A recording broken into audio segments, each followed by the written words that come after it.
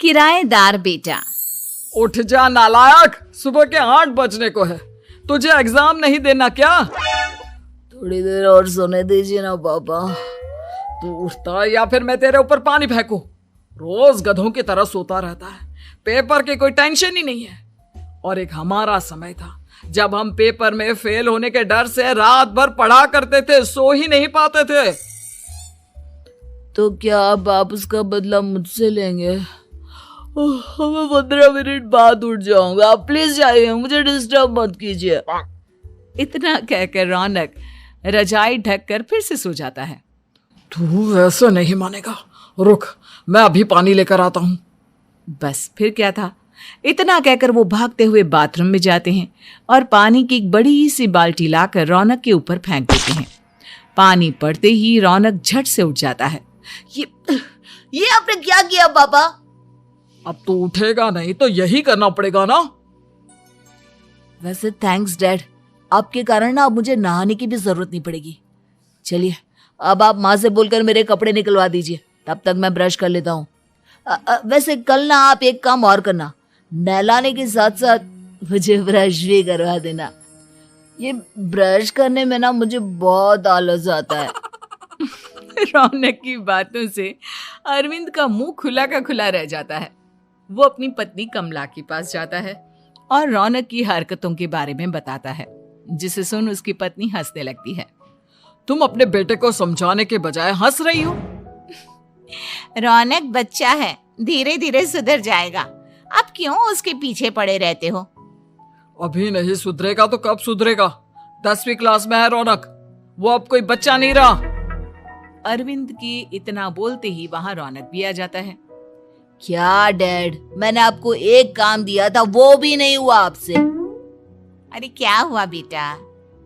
माँ, मैंने डैड से बोला था कि वो आपको बोलकर मेरे स्कूल की यूनिफॉर्म निकाल दे, लेकिन मेरे पीछे पड़ने के अलावा इनसे एक काम ढंग से नहीं होता। देख रही हो कमला, देख रही हो अपने लाडले को? अरे आप चुप रहिए जी। चलो बेटा, मैं तुम्हें कपड़े निकाल कर दे देती हूँ। बस ऐसे ही साल पर साल बीतते जाते हैं, लेकिन रौनक के रवैये में कोई बदलाव नहीं आता। वो पहले से भी ज्यादा आलसी और पूरी तरह अपने माता पिता पर निर्भर हो जाता है। 2 साल बाद पता नहीं कहाँ गायब रहता है पूरे दिन, अब तक तो आ जाना चाहिए था। अरे आप इतनी फिक्र क्यों कर रहे हैं उसकी?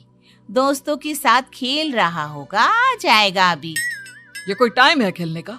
10 बजने वाले हैं, इतनी रात में कौन खेलता है? कमला कुछ कहती उससे पहले ही रौनक वहां आ जाता है। मम्मी जल्दी से खाना लगा दो, बहुत भूख लग रही है। तुम्हें तब तक खाना नहीं मिलेगा जब तक तुम बता नहीं देते कि इतनी रात गए कहां से आ रहे हो। ओ प्लीज डैड, अब आप एसी पे प्रद्युमन बनकर मेरे सर पर बंदूक लेकर मत बैठ जाना। अपनी फालतू की बकवास बंद कर और बता कहां से आ रहा है। माँ अब समझाइए ना डैड को। बता देना बेटा, इनको भी तसल्ली हो जाएगी। आप बोल रही हैं तो बता देता हूँ, मैं दोस्तों के साथ मूवी देखने गया था, इसलिए देर हो गई। तो इन सब चीजों में मेरे पैसे उड़ाता है। कभी 1 रुपया कमाने के बारे में सोचा है तूने? जब देखो हवा की तरह पैसे उड़ाता रहता है। माँ अब आप इन्हें चुप करा दीजिए, वरना ना मुझे गुस्सा आ जाएगा। अच्छा क्या कर लेगा? बता ना क्या कर लेगा तू? वैसे बात तो ठीक ही है, मैं कर ही क्या सकता हूँ। पैसे तो फिर भी मैं आपसे ही मांगूंगा ना। चलिए अब ये सब बात छोड़िए और मम्मी मेरे लिए खाना लगा दीजिए। अभी लगा देती हूँ बेटा। मैं बता रहा हूँ कमला, एक दिन ये ऐसे ही बिगड़ जाएगा। ओफो, आप क्यों इतना पीछे पड़े रहते हो मेरे बच्चे के? बाद की बात में देखेंगे, अभी आप शांति से उसे खाना खाने देंगे। अगले दिन डैडी मुझे 10,000 रुपए चाहिए। हाँ? अब इतने पैसे क्यों चाहिए तुझे? डैड आप बिना सवाल किए कभी पैसे नहीं दे सकते क्या? जब तक तू बताएगा नहीं तुझे पैसे भी नहीं मिलेंगे। अरे अब आप अपने बेटे को पैसे भी नहीं दे सकते? नालायक, तेरी उम्र के लोग नौकरी करते हैं और एक तू है जो नौकरी करने का नाम ही नहीं लेता कभी। आप लोगों के होते हुए भला मैं नौकरी क्यों करूं? अरे हम कब तक पैसे देंगे तुझे? तुझे भी तो अपने पैरों पर खड़ा होना होगा ना। कौन सा उधार के पैरों पर खड़ा हूं? अपने ही तो पैरों पर खड़ा हूं मैं। इसी तरह रौनक दिन प्रतिदिन लापरवाह होता जाता है। उसकी लापरवाही को देखते हुए अरविंद और कमला अपने बेटे की शादी कराने का फैसला लेते हैं और 1 महीने के अंदर अंदर ही रौनक की शादी मेघा नाम की लड़की से करा देते हैं। शादी के कुछ दिन बाद, रौनक, मुझे एक अच्छी सी साड़ी चाहिए, आप ला दोगे ना? हाँ, क्यों नहीं। कितने तक की आती है साड़ी? यही करीब 5,000 तक की। तुम चिंता मत करो, मैं आज ही डैडी से पैसे मांगकर तुम्हारे लिए साड़ी ले आऊंगा। आप कब तक ऐसे ही अपने पापा से पैसे मांगते रहेंगे? कोई अच्छी सी नौकरी क्यों नहीं कर लेते आप? अरे डैड के होते हुए मुझे नौकरी करने की जरूरत ही क्या है? पर आप ऐसे कब तक उनसे पैसे मांगते रहेंगे? कुछ आपको अपने दम पर भी तो करना होगा ना। अब तुम भी बाकी लोगों की तरह मुझे ज्ञान देना शुरू मत कर देना। साड़ी चाहिए ना तुम्हें, मिल जाएगी बस।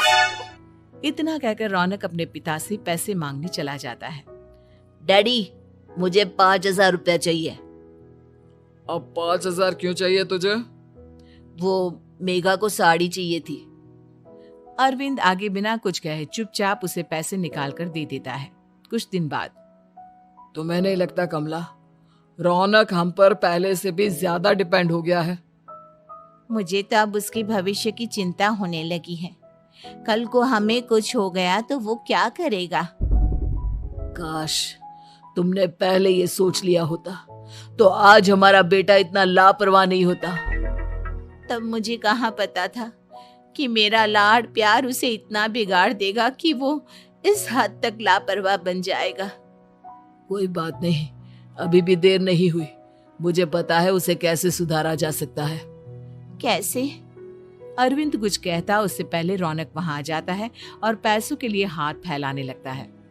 डैड, मैं और मेघा बाहर घूमने जाना चाहते हैं। अरे वाह, ये आज सूरज कहाँ से निकला है? Dad please. अच्छा चलो अब मुद्दे की बात करो। मुझे अब 25,000 चाहिए। अब तुम्हें 1 रुपया भी नहीं मिलने वाला। अगर तुम्हें पैसों की इतनी ही जरूरत है तो कोई ढंग की नौकरी कर लो। मम्मी, आप कुछ कहिए ना डैड को। बेटा, वो गलत क्या बोल रहे हैं? ये सब हम तेरे भले के लिए ही तो कर रहे हैं। मम्मा, मैंने बताया ना आपको, मुझे नहीं करनी कोई जॉब वॉब। तो ठीक है, निकल जाओ हमारे घर से। तुम्हारे जैसे लोगों के लिए मैंने ये घर खड़ा नहीं किया है। जितना ये घर आपका है ना, उतना ही मेरा भी है। मैं कहीं नहीं जाने वाला। जाना तो पड़ेगा ही तुझे, क्योंकि अब मैं तेरा कोई भी खर्चा नहीं उठाने वाला। ठीक है, मत उठाइए मेरा खर्चा, मैं अपने दम पर भी जी सकता हूँ। तो बेशर्मों की तरह अब तक यहाँ क्यों खड़ा है? अपना सामान ले और निकल जाए यहाँ से। रौनक पैर पटकते हुए वहां से चला जाता है। घर से निकालना जरूरी है क्या उसे? बिना पैसों के कौन रखेगा उसे किराए पर? अगर उसका भविष्य सुधारना है तो हमें अपने दिल पर पत्थर रखकर ये कदम उठाना ही होगा।